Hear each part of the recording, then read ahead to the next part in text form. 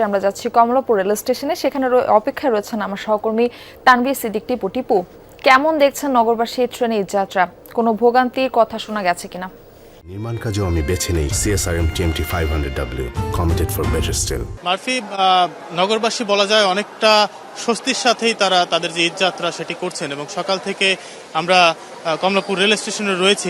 যদি একটু আপনাকে দেখানোর চেষ্টা করি, কমলাপুর রেল স্টেশনে যারা যাত্রী রয়েছেন তারা কিন্তু যখন ভেতরে প্রবেশ করছেন তাদের যে টিকিট রয়েছে সেগুলোকে যাচাই বাছাই করে তারপরেই কিন্তু ভিতরে প্রবেশ করতে দেওয়া হচ্ছে এবং কয়েক স্তরের নিরাপত্তা দেখেছি, বেশ কড়াকড়ি দেখা গিয়েছে নিরাপত্তার ক্ষেত্রে।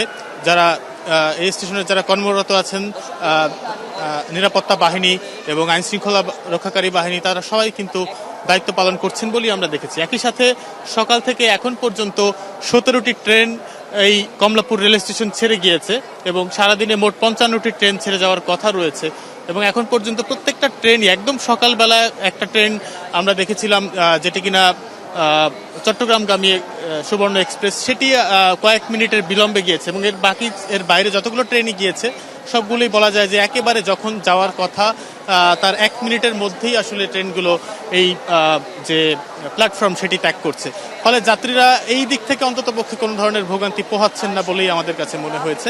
কিন্তু যাত্রীদের নানান ধরনের অভিযোগ রয়েছে যে তারা যে সিটটা তারা ক্রয় করেছেন সেই সিটে অনেকে বসতে পারছেন না ভিড়ের কারণে।